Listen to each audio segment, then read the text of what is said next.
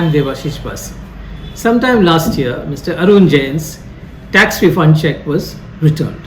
On inquiry, he got a rude shock. He found out that Axis Bank had abruptly frozen his savings account despite the submission of all his Know Your Customer revalidation documents that were requested.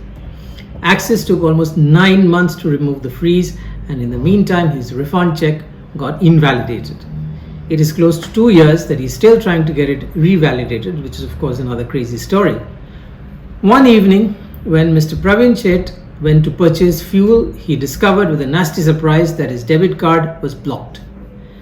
He had received no intimation from the bank about this. Chet studied the RBI guidelines, which clarify that he needed to be informed in writing before any coercive action. He received no explanation from the bank as to why his account was frozen without any prior intimation. When he inquired, he was told to contact the home branch as he was not KYC compliant. In our own case, Axis Bank froze one of our accounts operational since 2009, just 4 days before salaries were to be paid because one of our investors had not, as Axis said, submitted beneficial ownership declaration. The investor was neither a signatory nor a director, but the bank insisted that he should be classified as an authorized signatory based on its own faulty understanding and a pre-printed form. Our repeated emails and messages to the bank's customer service department, public relations team, head of retail, and even the managing director and CEO of Axis Bank, it was all like banging our heads against a brick wall.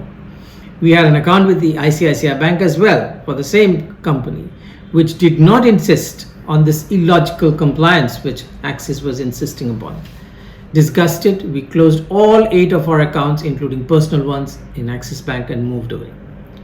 NRIs are among the worst affected by such draconian and arbitrary actions by banks in freezing their accounts. In one case, ICICI Bank started a KYC updation exercise in the middle of a pandemic in August 2020.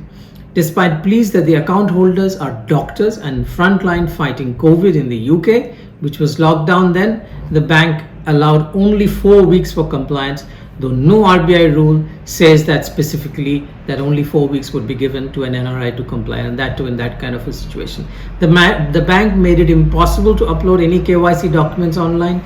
The only alternative was to send the documents by registered email ID to the account holder, but these documents, passport, driving license, marriage certificate, photos, PAN cards, were all rejected on the premise that these were not self-attested for want of a printer to print, sign and upload.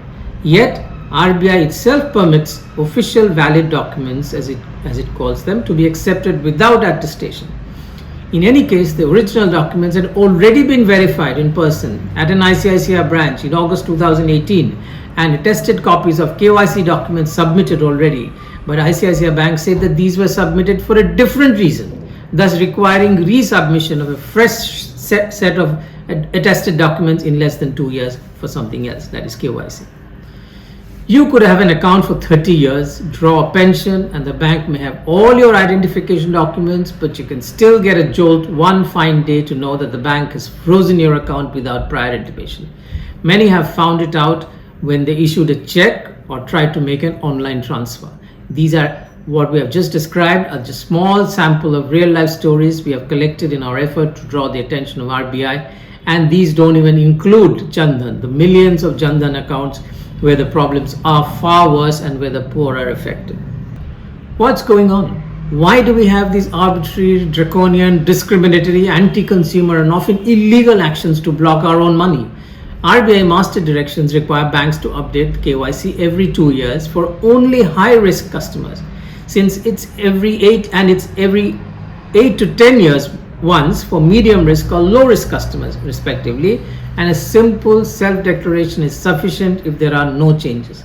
But this option is never provided to routine accounts. Instead, obviously low risk customers, which is government pensioners, senior citizens living on interest income, salaried employees getting regular paychecks, have been harassed for KYC updation. The account holder has no information about her risk category and the frequency of updation required.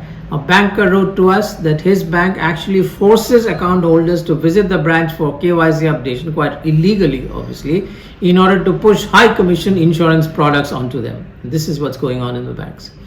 While law-abiding customers and businesses are harassed for KYC and have to comply with endless paperwork even to open and close accounts, a criminal enterprise like Diwan Housing Finance could easily open 2.6 lakh fake home loan accounts with access to Pradhan Mantri Awas Yojana benefits thanks to the misuse of Aadhaar-based account opening norms. What is the solution? The obvious one is for the RBI to take away the bank's powers to freeze at the drop of a hat and allow them to freeze accounts only when they have been directed by revenue authorities or law enforcement agencies. This must be accompanied by asking banks to use simple, easy to use online and offline methods for KYC updation once in 8 or 10 years for most people, including central KYC by CERSAI, which is an organization set up for this purpose. Millions of investors using discount brokerage firms already have CKYC, as it's called, and video-based customer identification process. CKYC is designed to be used across financial transactions, and successive finance ministers have said in the budget speech that this is going to happen in a year or 2 years, but it's still not being implemented, and RBI doesn't care for it, obviously. A longer-term solution is to allow customers to easily vote with their feet. For this, we need smooth portability of bank accounts. As we know, all businesses have to work at retaining customers and spend resources on ensuring customer satisfaction or customer delight. It is only in banking and healthcare that is so tension-filled, arbitrary, and often draconian for customers. Customers have to worry about being missold financial products or debited with charges for unasked services, or are punished by cutting off access to their own money, as I've just described.